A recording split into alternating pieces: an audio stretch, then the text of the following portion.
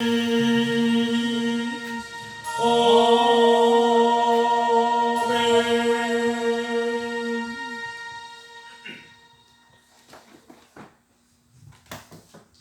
말씀 나누겠습니다. 우리는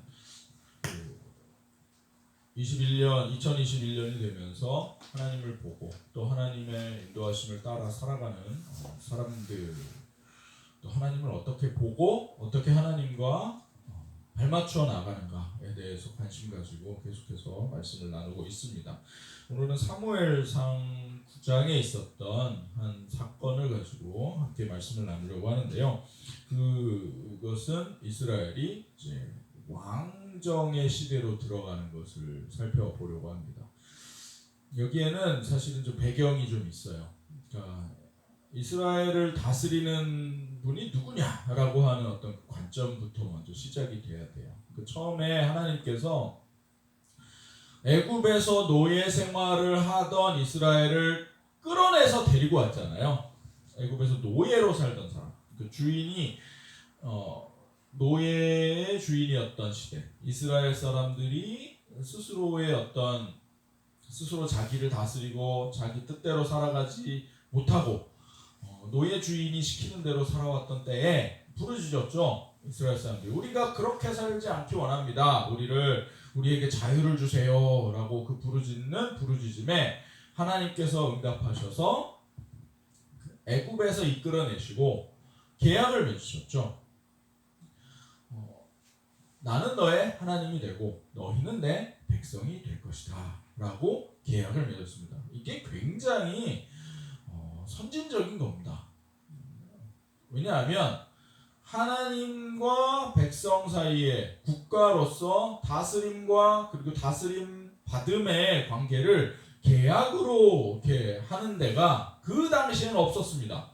이게 쌍방향적인 계약으로 되는 게 아니었어요. 다른 나라에서는. 왜냐하면 그것이 힘과 권력으로 빼앗는 거였죠. 그 왕이 백성들의 권리를 가지고 있는 거였죠.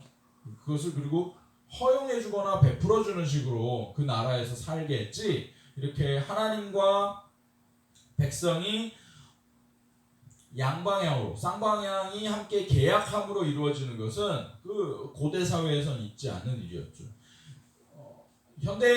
근대에 이르러서 왕과 이제 백성들이 계약을 맺고 백성들의 권리를 인정해 주는 것이 나타난 것이 얼마 안 됩니다. 근대에 이르러서야 그게 이루어지게 되었죠. 고대에는 그게 있었단 말입니다. 이스라엘에서는 그게 있었어요. 하나님이 자기 백성을 하나의 권리를 가진 인간으로 인정해 주고 그 권리를 어떻게 사용하며 하나님과 관계 맺을지를 허용해 주셨다는 거예요.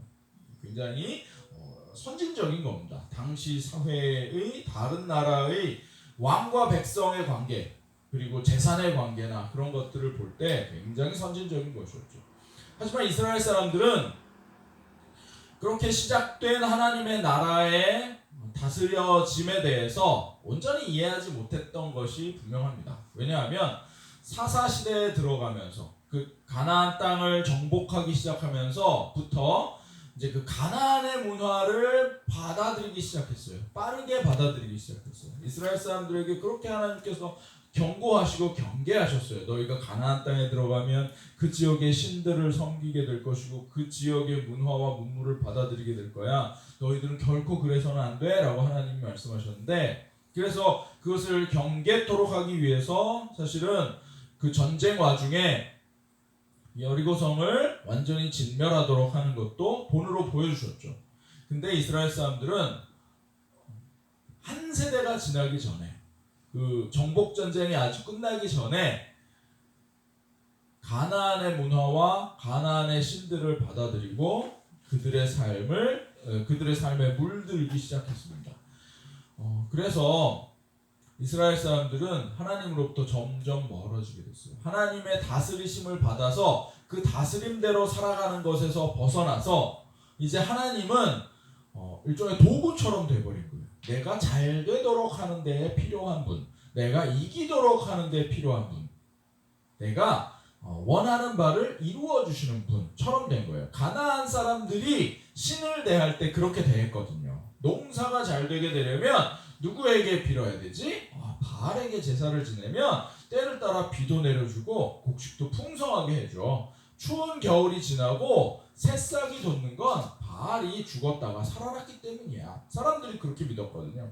그러니까 그 문화를 받아들여서 뭐 싸움이 일어나거나 아니면 농사를 짓거나 아니면 아이가 태어난다거나 아니면 어려운 일에 처했을 때 각각에 맞는 신의 제사를 드리고 거기에 기대서 살기 시작한 거예요. 그리고 하나님을 향한 믿음도 그런 맥락에서 하나님을 믿기 시작한 겁니다. 하나님으로부터 점점 멀어지게 된 거예요. 그 일례로 나타나는 것이 이제 사무엘이 태어났을 때 즈음에 일어난 일입니다.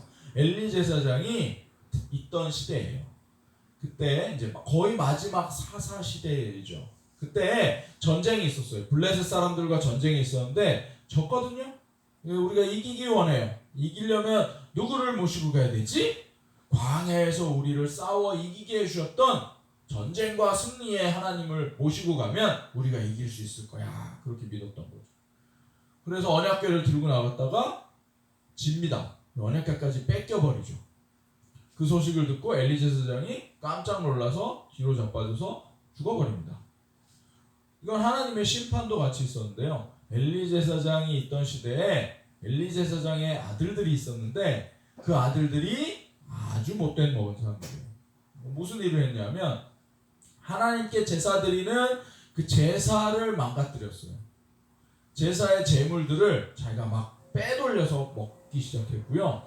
그 제물들을 나누어 주는 것을 통해서 권력을 준 거예요. 그래서 그러니까 사람들이 고기가 먹고 싶으면 하나님께 제사를 드려야 했거든요.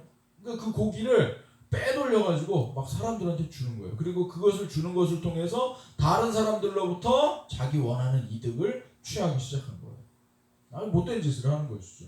하나님 그것을 기뻐하지 않았거든요. 그래서 엘리의 가문을 하나님께서 멸합니다. 근데 오늘 이제 그렇게 되고 이제 사무엘이 사사가 되고 또 제사장의 일을 같이 겸임하면서 이스라엘을 다스려 가는 거예요. 그렇게 세월이 지나는데 사무엘의 아들들이 마치 엘리의 아들들이 타락했던 것처럼 사무엘의 아들들이 똑같이 타락을 합니다. 사무엘이 이제 굉장히 노년이 됐거든요. 사무엘이 이제 일선에서 약간 물러나 있는 상황인 겁니다. 실무를 담당하는 사무엘의 아들들이 옛날 사무엘이 이제 10대일 때에 엘리 제사장의 아들이 잘못했던 것과 같은 잘못을 똑같이 범합니다. 재물을 빼돌리고 재판을 하는 데 있어서 공정치 못한 판결을 내리고 부정한 일을 저지릅니다. 그러자 백성들의 원성이 자자해지기 시작했어요. 이거 제사장의 아들들인데 우리 다스리는 사람들인데 일을 제대로 못한다. 이거 갈아치워야 된다. 사람들이 말하기 시작한 거예요. 근데 여기서 한 걸음 더 나아가서 우리가 이렇게 고대 시스템이잖아요. 어떻게 보면 옆 나라를 보니까 왕이 있더라. 왕이 있어서 군대를 만들어서 나라가 늘 튼튼하게 지켜지도록 하더라.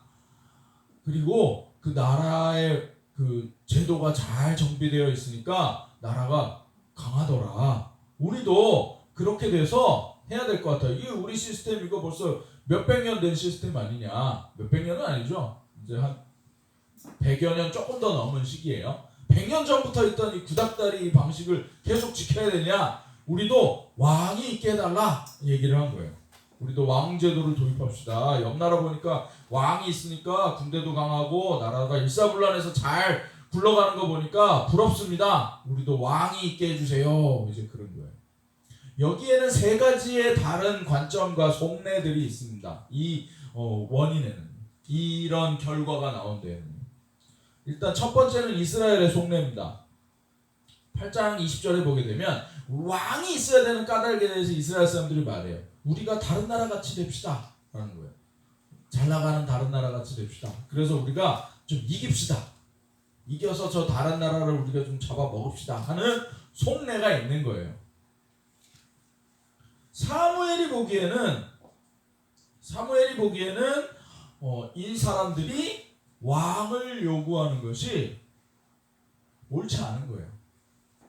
왜냐하면 하나님이 이스라엘을 다스리는 거잖아요. 왕이 다스리는 게 아니고.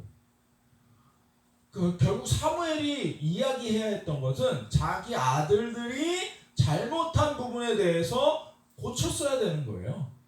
근데 사무엘은 그 부분은 얘기 안 합니다. 그리고 이스라엘이 왕을 요구하는 부분에 대해서 잘못되었음을 지적하는 것이죠. 사무엘도 늙어서 이제 실수하는 거예요, 사실은. 제가 보기엔 그렇습니다. 하나님이 보는 관점에는 어떻습니까? 하나님이 보시기에는 지금 이스라엘이 하나님을 버리고 있는 거예요. 이스라엘이 하나님을 버리고 스스로 왕이 되겠다라고 하는 거예요.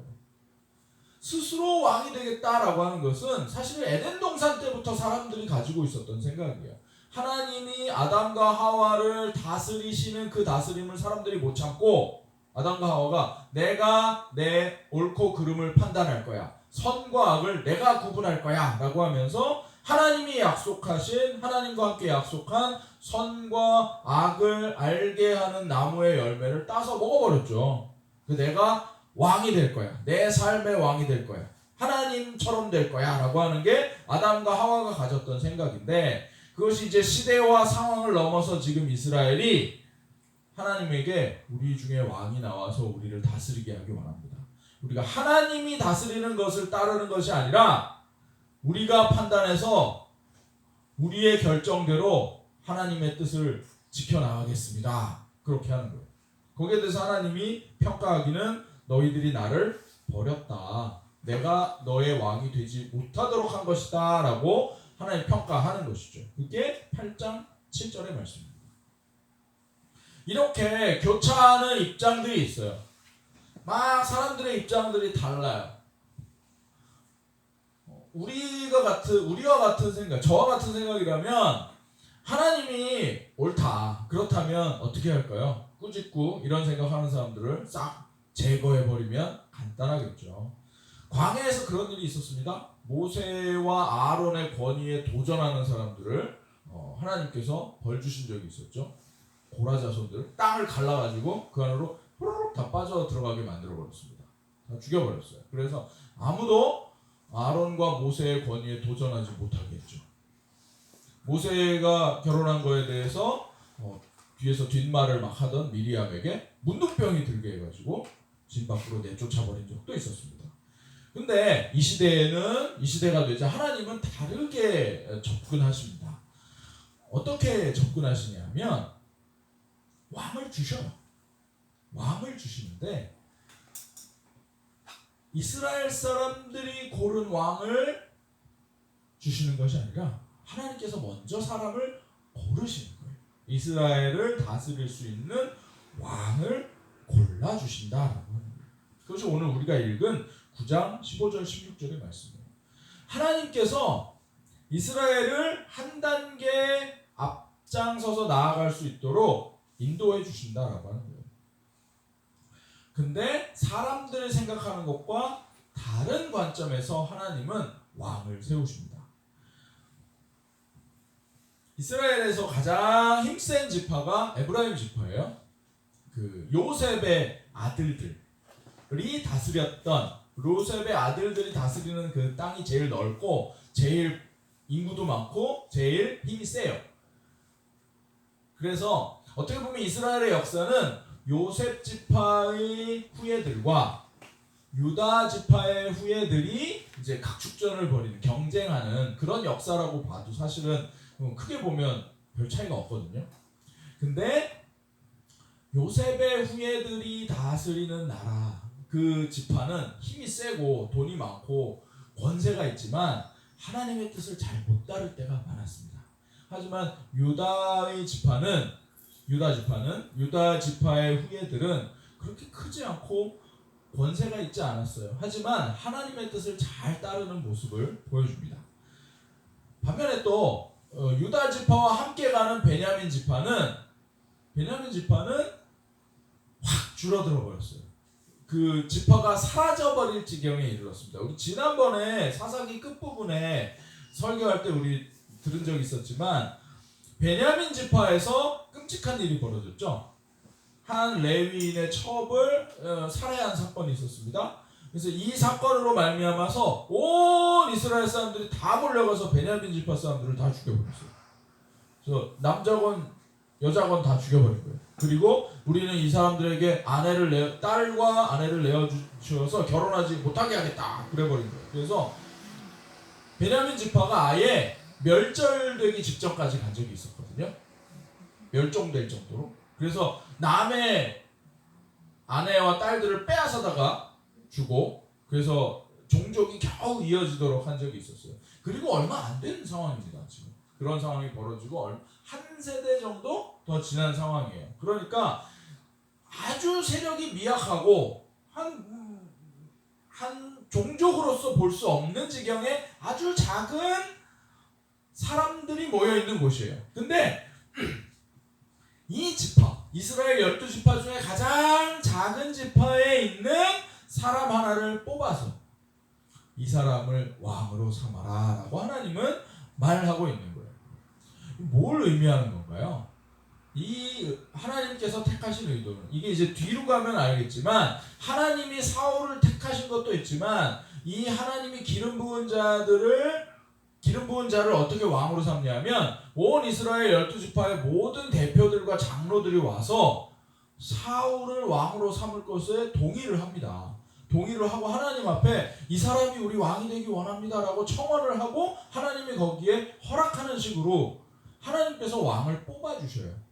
그러니까 이것은 그냥 어떤 사람이 알에서 태어났는데 상서로운 사람이야. 그래서 우리 왕으로 삼아야겠어. 그런 것도 아니고요. 어떤 사람이 어떤 신비한 능력이 있어서 뭐 활을 잘 쏜다거나 아니면 무슨 기적을 일으킨다거나 해서 사람들이 막 모여들어서 나라를 세운다거나 그런 게 아니에요. 하나님이 왕을 세운 방법은 모든 족속들의 동의가 있는 상태에서 하나님께서 허락하시는 식으로 이루어지는 것인데, 일반적으로 사람들이 생각하려면 어떻게 하겠어요? 힘세고 능력 있고 권세가 있고 세력이 있고, 그래서 이 사람한테 뭘 맡기면 덥석덥석 일을 잘할 것 같은 사람한테 일을 맡길 거 아니에요. 보통 사람들은 그렇게 합니다. 근데 하나님은 그렇게 안 하셨다는 거예요. 잊지 못할, 어떻게 보면 조상이 잘못한 게 많은 흠결이 있잖아요. 야, 니네 조상들은 저 그렇게 해서 저 살인자의 후예라며? 뭐 이렇게 되는, 니네 족속들이 작아가지고 그 돈도 없고 힘도 별로 없다며? 옛날에는 전사 집단이었어요. 베냐민은 싸움을 잘하는 집단이었습니다.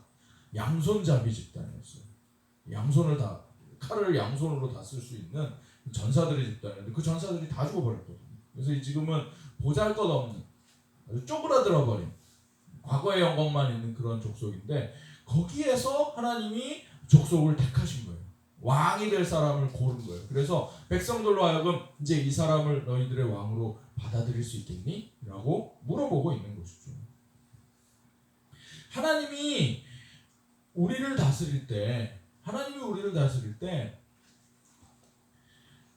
우리 가운데서 하나님의 뜻을 따르고 하나님의 일을 감당하고 그 길을 걸어가는 사람을 고르실 때 때로는 우리 마음에 들지 않는 사람이 올라올 수도 있습니다.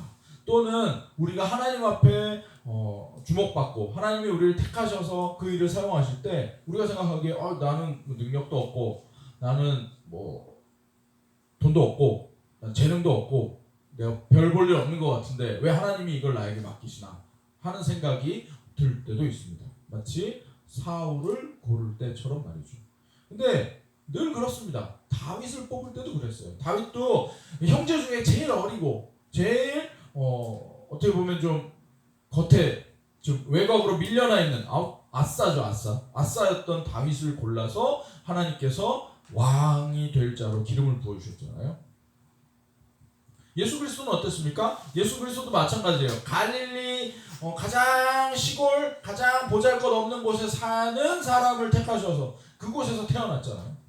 하나님은 그렇게 일하신다는 거예요. 보잘것없고 주목할 만한 것이 없고 아주 작은 그 사람에게 임하셔서 그 사람을 통해 하나님의 일이 이루어지도록 하신다는 거예요. 그래서 이 일은 하나님이 하셨구나 라고 하는 것을 알게 하신다는 것입니다. 저와 여러분들에게도 하나님은 동일하게 역사하십니다. 우리 가운데 보면 선한이웃교회를 보건 아니면 선한이웃교회 성도 한 사람 한 사람을 보건 우리에게 뛰어난 부분도 있습니다. 사울은 키가 굉장히 컸어요. 그리고 효자였습니다. 아버지가 일을 맡겼는데요. 나귀를 잃어버렸어요.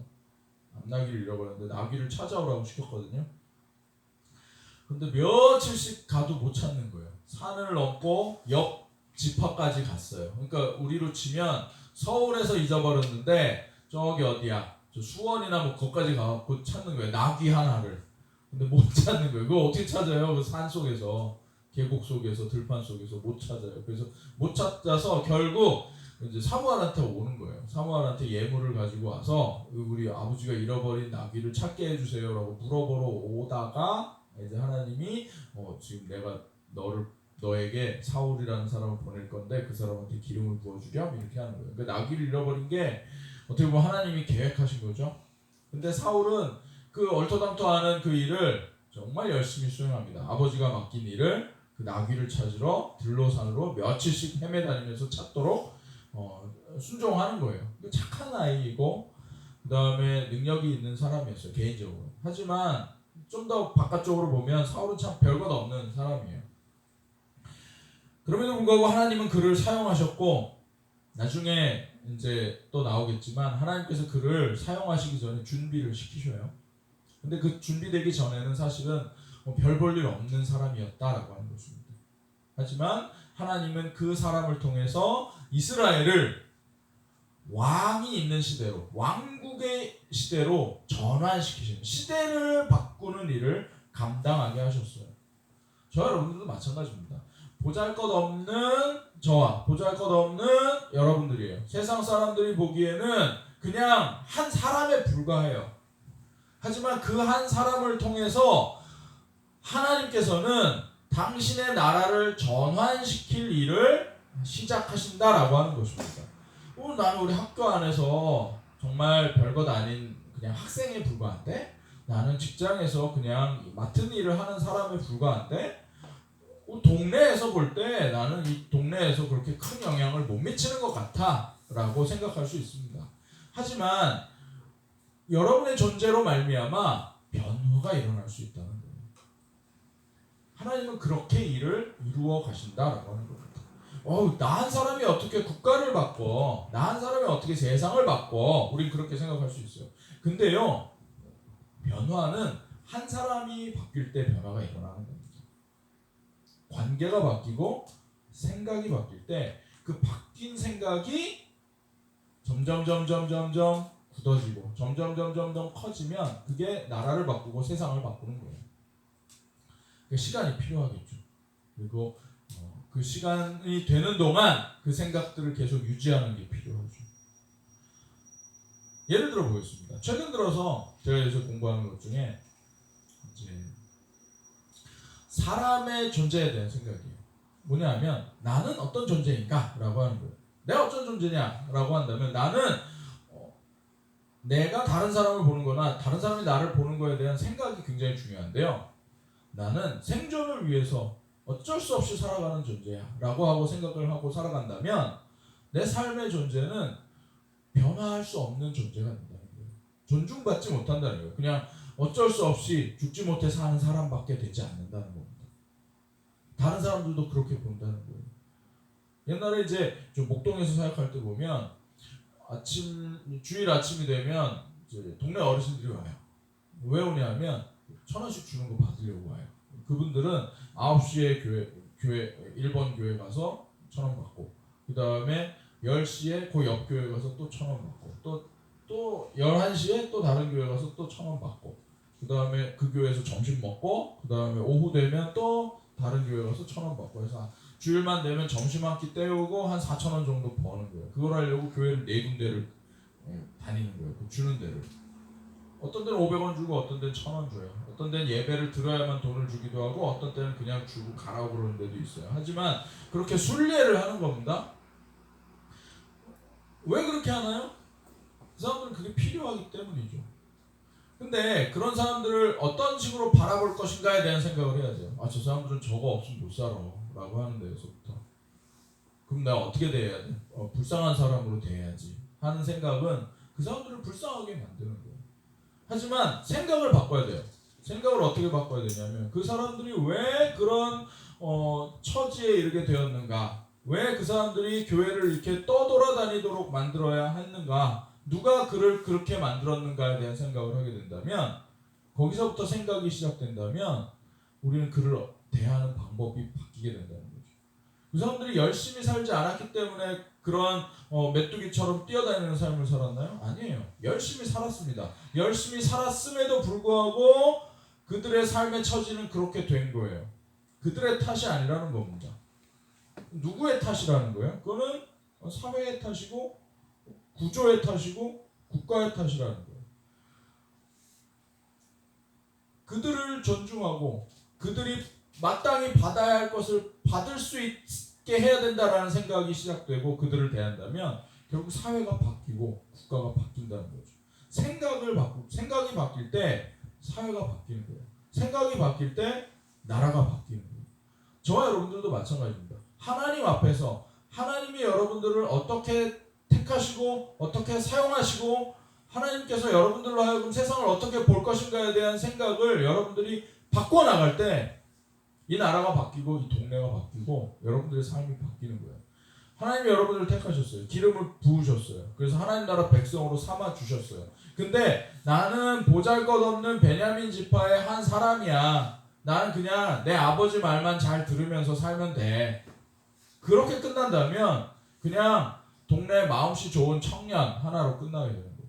하지만 하나님께서 기름을 부으셔서 너는 이제 이스라엘의 왕이 될 자고 너를 통해 내 나라를 이제 왕국으로 만들어갈 거야 라고 하는 하나님의 약속을 믿고 그렇게 살아간다면 사울은 왕이 된 거예요.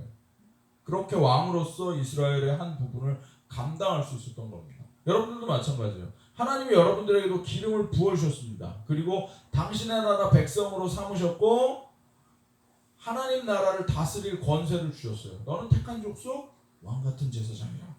하나님께서 여러분들을 택하시고 기름 부으셔서 하나님의 나라의 왕으로 세우신 거예요. 하나님 나라의 오른쪽에 예수 그리스도 앉아 계시고 그 예수 그리스도의 발치에 여러분들이 앉아 있거든요. 앉아서 뭐 하는 거예요? 하나님께서 맡기신 고을, 하나님께서 맡기신 나라를 다스리도록 하나님께서 여러분들을 세우셨거든요. 그 일을 감당할 수 있어야 돼요. 그 일에 대한 생각이 있어야 되고 그 일에 대한 하나님의 계획에 동참하고자 하는 마음이 있어야 됩니다. 그래야만 여러분들의 신앙이, 여러분들의 믿음과 여러분들의 삶이 하나님의 뜻에 합당한 삶을 살아갈 수 있게 됩니다. 그렇게 살아갈 때에 교회와 성도들이 세상을 바꿀 수 있는 겁니다.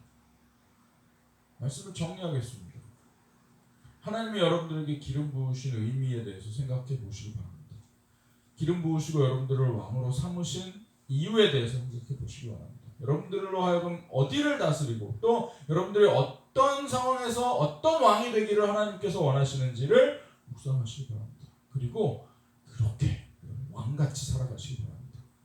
다스림 당하는 자가 아니라 시간과 형편과 육신의 한계와 재정의 한계에 휘둘려서 끌려다니는 노예의 삶으로 살아가는 것이 아니라 하나님께서 주신 권세를 가지고 왕으로서 다스려가는 자들이 되었으면 좋겠습니다. 그래서 하나님의 나라를 만들어 가시고 하나님의 나라를 새로운 단계로 도약시키는 그런 사람들로 여러분들이 되시기를 주의 이름으로 축복하겠습니다. 기도하겠습니다. 하나님 아버지 감사합니다. 사울을 왕으로 삼으셔서 이스라엘을 새롭게 하시고 사무엘과 그의 아들들을 새롭게 하고 또 하나님께서 이스라엘과의 관계를 새롭게 만들어 가시는 것을 보았습니다. 하나님께서 우리 성도들에게도 기름 부어주시고 당신의 나라의 백성으로 또 왕같은 제사장으로 세우신 것을 믿사오니 하나님 나라의 성도들이 주의 말씀대로 왕같은 권세를 가지고 이 땅을 온전히 살게 하옵소서. 주께서 맡기신 곳을 온전히 다스려 주님 앞에 영광 돌리게 하옵소서. 감사드리며 예수님의 이름으로 기도드렸습니다. 아멘. 우리 635장 찬양하면서 주님을 봉헌합니다.